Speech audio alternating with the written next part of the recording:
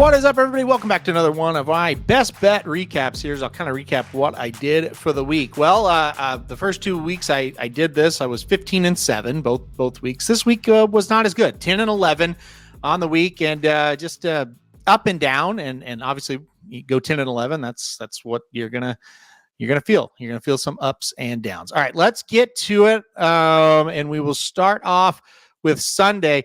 Part of the problem that I had, and this is something, let me blow this up just a little bit for you guys.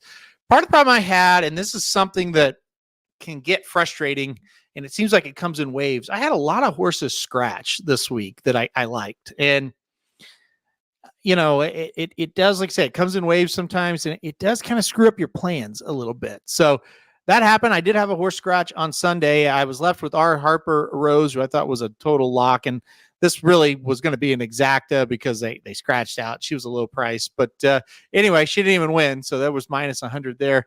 Also played the Detroit Red Wings there at plus 115 in a game. I really thought they would win, and they did not.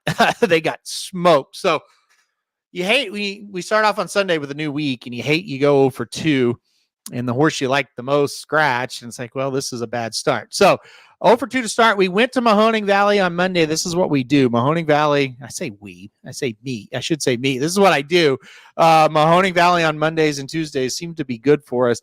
Went with a straight exacta here, the 1 over the 3 to start. I knew the 1 would be a heavy favorite, and gets the job done. And the 3 gets second. $90 there still for $100 exacta. So that's one thing about Mahoning. You don't get the greatest payouts at times. However, this was a good one here. Went 3 over 1.5 exacta at Mahoning. And this was the reason we made a little bit of money on the week despite going 10-11, a $425 payout. So very happy with that one. Used the 3 on top and exacta because just knew wasn't going to get the price, but got a long shot to come in second, thankfully, for $425. So that kind of erases your not doubts, but your bad feeling about Sunday. Let's go in now on Monday. Let's go to Tuesday.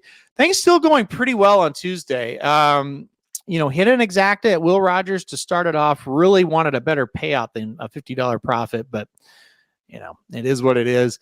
Sometimes, like I said, these smaller tracks payouts aren't great, but $50 there, felt pretty good about it. Went to the Toronto Maple Leafs minus a goal and a half at plus 180. Really thought they dominated the game and lost. So, not good there. Lost $100. Did get the under Winnipeg Jets, New York Rangers first period. So $96 there. And you see, you're kind of up and down here. You've got a little bit of a profit. Turf Paradise race 8 went 4 over 1.6, and this was just an error on my part. I thought the payouts would be a little bit better than this. $50 exacta 4 over 1.6. It won, and we did. We won. We made $5 profit. So that's just a error in judgment on my part. I thought the payouts would be better than what they were, but still, it's a win at least. So you're kind of just treading water, as you can see here. Just kind of hit and miss. So let's go to March 20th. And I bet some of you maybe didn't even realize, but the Major League Baseball season started on March 20th. And I played the Dodgers minus a run and a half. They were overseas playing the Padres. They played a 2-game series. Dodgers minus a run and a half there at plus 135. If the price was good enough. The Dodgers get it done. It was scary for a while. If you got up at 5 a.m. and watched this game, it was scary for a while, but the Dodgers do get the job done. A lot more baseball coming up. Opening day Thursday of this week. So March 20th starts off pretty good, and then it goes downhill. Gulfstream Park Race 2, number 2, Car Zone just did not run very well at all. Just didn't fire at all. So there was minus 100. I went Minnesota, LA under a goal and a half first period.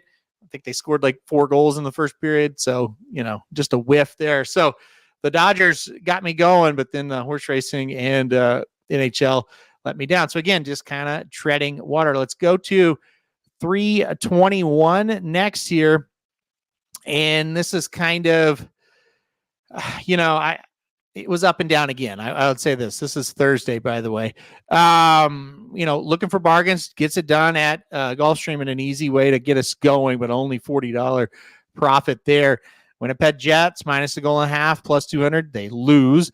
I played McNeese. This is the worst bet I think I've ever made in the history of the world. McNeese plus 6.5 against Gonzaga. And I think McNeese may have lost by 100. It was awful. But, again, same kind of logic. I played North Carolina State plus 4.5. Played a little bit of basketball because it was the opening day of the tournament.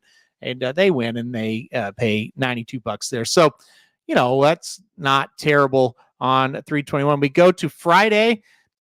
Adiva, nice win. Paid $90, so was happy there. Tampa horse ran second, so lost 100 there. So down $10 for that day. Another situation when one of my horses scratched that I really liked the best that day. If that horse runs, maybe we're a little bit better. And then Saturday, we'll end it on Saturday. And this was the day that, still was up a decent amount. And this is the day that really killed me. And you can see hockey just was kind of up and down for me. Winnipeg Jets minus a goal and a half plus 185. They lost. Boston Bruins minus a goal and a half plus 160. They lost. We did get St. Louis, Minnesota under a goal and a half, a miracle. They should have scored about 5. So you can just see, we've talked about the hockey for 3 weeks now. And you look the first 2 weeks, it's like, wow, this guy doesn't miss a lot of hockey. He's great at it. This is gambling. Plus money wagers are hard to hit. And the same logic, the same reasoning for all those winners the first 2 weeks, put the same logic into it this week. And I mean, we got some of them, but a lot of them just didn't come in. And some of it was, hey, the team I picked just didn't play a very good game. Some of it was the team I played against came out and played a great game, right? So that it just happens. And then sometimes, as we end this, Nashville Predators was the last bet of the Saturday and of the week. Nashville Predators minus a goal and a half at plus 150. I mean, they dominated the game. They just could not get. They won 1-0. They won the game. They just couldn't get that second goal. They had empty net for 2.5 minutes. Just couldn't get it in. So that's just what happens sometimes with any kind of wagering. It's not so much right as wrong as, okay, I made the wager based on all my logic and knowledge of this situation. And then whatever happens, right? Like Boston going to Philadelphia and never having the lead.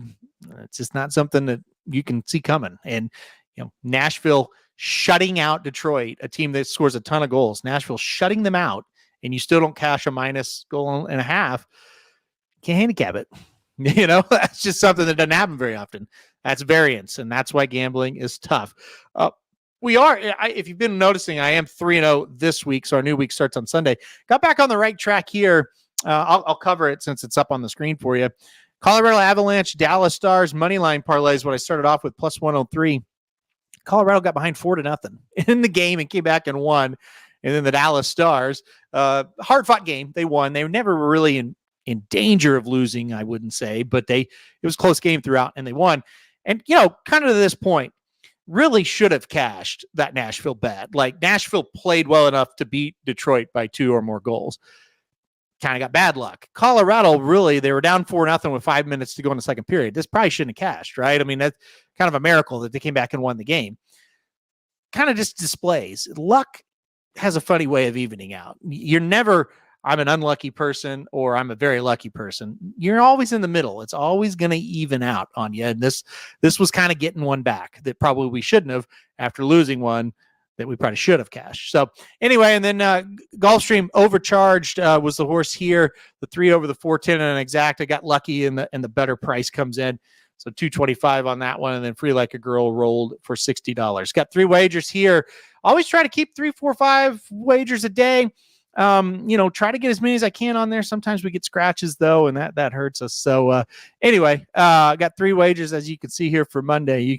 There's a sneak peek. When this is out, these will already be over with. You'll see if we won or lost here. So, all right, guys, that'll do it for the recap there, the best bets. I'll be back next week. I'll do this every week. Kind of been enjoying doing it.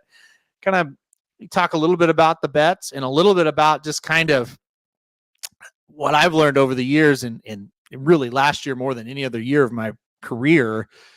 You really just have to stay on an even keel. You just can't. I mean, you can get mad in the moment, but once it's over, right? You just go on to the next because there's just absolutely nothing you can do to control the results. All you can do is study as hard as you can and come up with the best wagers possible. And that's that. So, all right, guys, that'll do it for this week's best bets. I'll be right back here next week to recap more with you.